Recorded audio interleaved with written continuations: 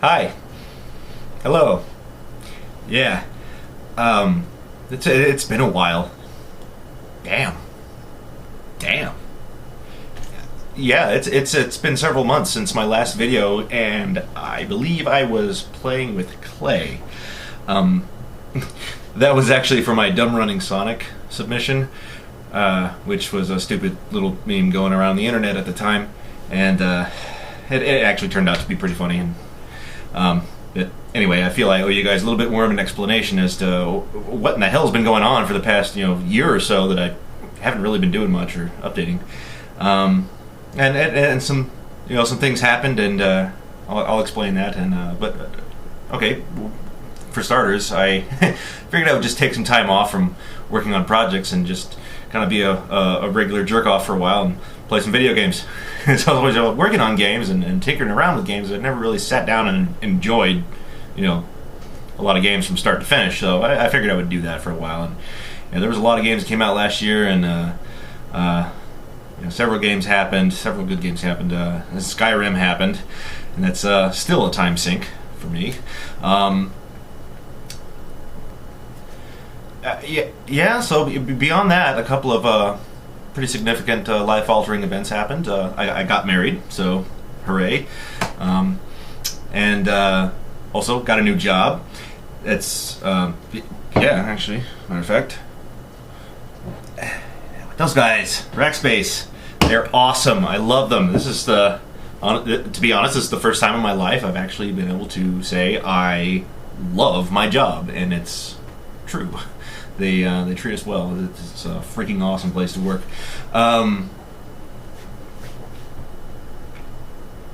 That's about it. It's actually, I've just been damn lazy, but I do have something to show. A little project I've been working on the past couple weeks. It's pretty interesting. It's a Game Gear. It's a modification to a Game Gear. Well, hell, I'll just show you. Okay. Believe it or not, this is after I cleaned everything up. This hobby tends to get messy. Anyway, so we have a Game Gear split open here. Actually, I'm going to try and put this damn thing... Shit! Alright, so here we have the inside of a Game Gear, and this is freaking cool. Let me tell you about this. I installed this board here, this little yellow one, into the Game Gear, and essentially what it does is takes the data signals off of the Game Gear main board and does its magic and spits out RGB, S-video, and composite video signals for you. So, in short, it lets you play the Game Gear on a TV, or output the signal to a VCR or other recording device to record yourself playing it. And you might be thinking, why would you want to do that? Who could possibly need something like that? That's a mystery. Anyway, I did not make this board. These are made and sold by a guy by the name of Tim Worthington, I believe. And I will put a link to his website in the description of this video. This is just so cool. This is awesome. It's not terribly hard to install. I mean, it's not easy either. The most difficult part about doing this is there are several very, very small solder points on the board that you've got to attach wire to, and you got to keep the wires kind of short, or you'll start getting artifacting and such. And I'll get to that in a minute. So I don't know, on a scale of 1 to 10, soldering skill wise, let's say it's maybe a 7. I don't know. It's hard to say. It's just really steady hands. Very small pencil type, low wattage soldering iron you'd need, and damn, it's just some of those solder points are very, very small. So anyway, I also, while I was at it, included the ability to be able to play the games with a Master System controller, which is interesting. That's another thing that was requested. how these are all hooked up. Actually, I'm gonna put this thing back together real quick, close it up, so I can demonstrate it. So here's the Game Gear all closed up. It's just a Game Gear. Did have to make a couple of external modifications to the case though, to facilitate the connectivity of the AV cables and the Master System controller. That one there at the bottom connects to the Master System controller, and that is the AV connections. S-Video and composite, and this little switch just turns the internal board, the AV board, on or off to conserve batteries, because Game Gear is not known for its terribly good battery life to begin with, and that just makes it, having that board on makes it that much worse. So you can turn that off if you want. Alright, so the Master System controller, I had to redo the plug, and no, that is not final. I still have to clean that up. I had to redo the cabling and the plug because I didn't have the right number of wires in there. You're like, okay, what the hell are you talking about? Those of you familiar with the Master System, you will know that it does not have a dedicated start button. The Game Gear does. So the Master System, I had to add another little tack switch there at the top. That's the start button on this. And yeah, it works great. Not much to say about that. The AV connector, and this, I apologize for this lighting, this lamp I have here is just absolutely terrible. Got the S-Video and composite video jacks there, and that kind of have a similar little plug thing going there. Plugs into the top. And audio, I'm just using the headphone jack. That'll just plug that straight to the TV and you get your stereo sound. This is kind of funny. Should take a moment to mention that this is my second attempt at making one of these. My first one, I failed miserably, completely destroyed the board at when I was almost done with it. I was having one little problem, and this, by the way, is a curse of mine. Almost every project that I ever work on, I end up doing twice because I somehow fuck up my first attempt, and this was no exception. Initially, I had made the little data lines a little too long, and that was causing some corruption and artifacting on the picture that was being output. So I went back in to shorten them up. And of course, this is after I had already hot glued everything down like an idiot. So as I'm in there, cutting and jabbing and prying this glue up with small flathead screwdrivers, I had to inadvertently kind of detach the little ribbon cable that attaches the LCD screen to the board, and jabbed the board in various places and cracked it and did some just generally nasty stuff all around.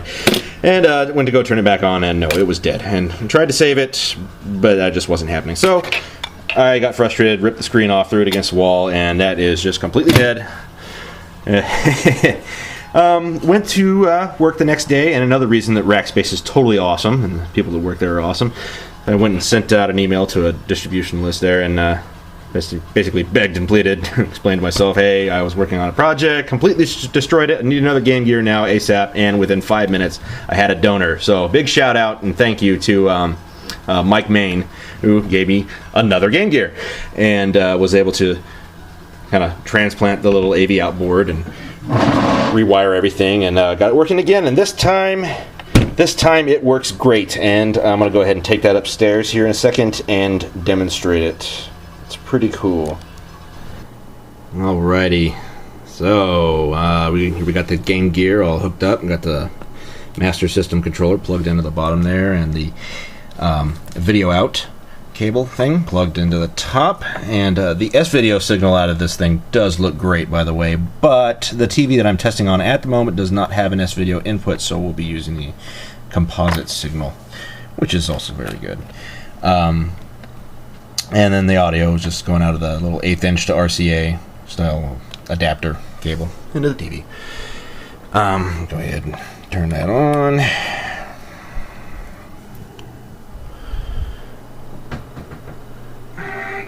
There it is.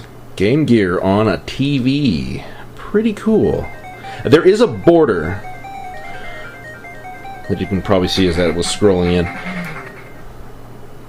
It does output the video signal with a it's kind of in a smaller area. It's got this border around it, which is that's normal. That's by design. You know, I don't even care. It's still awesome. The fact that you're playing the controller. I apologize. My lighting is absolutely awful. Just to show that it's working. Look up. What's up there? Some rings? Better go get them. Damn. I can't do this one-handed, and I talk like a retard when I try to do more than one thing at a time. I just can't multitask. But anyway, yeah, Game Gear on a TV. It's pretty freaking awesome. Love it. And I will. Yeah, it has a very specific purpose, which will be revealed in time. Yeah, so if anybody is interested in trying their hand at this project, go ahead and you can get one of those GGTV boards. I think that's what he's calling them. Get one of those boards from Tim. From the just go ahead and follow the link in the video description. And those run about, with shipping, it runs about $80. So hope you know what you're doing. Yeah, probably not for the faint of heart, just because of... I apologize. I had a very sudden and severe brain fart there. What I was trying to say is, yeah, if you don't know how to solder, just don't even bother with this project. Because, like I had said before, some of those solder points that you've got to work with are very small and kind of difficult to get to, unless you know what you're doing and you got steady hands and a small soldering iron. But if you do, then yeah, take a whack at it. It's fun. It's cool.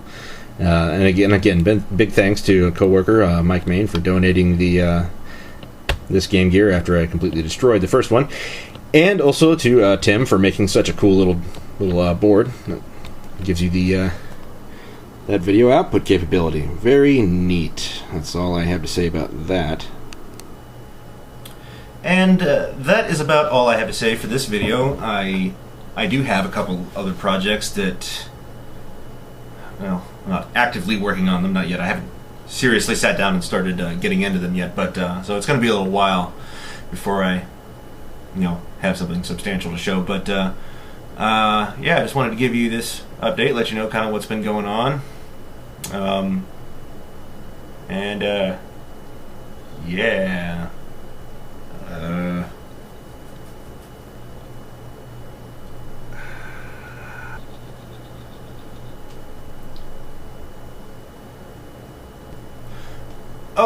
BioShock Infinite looks cool.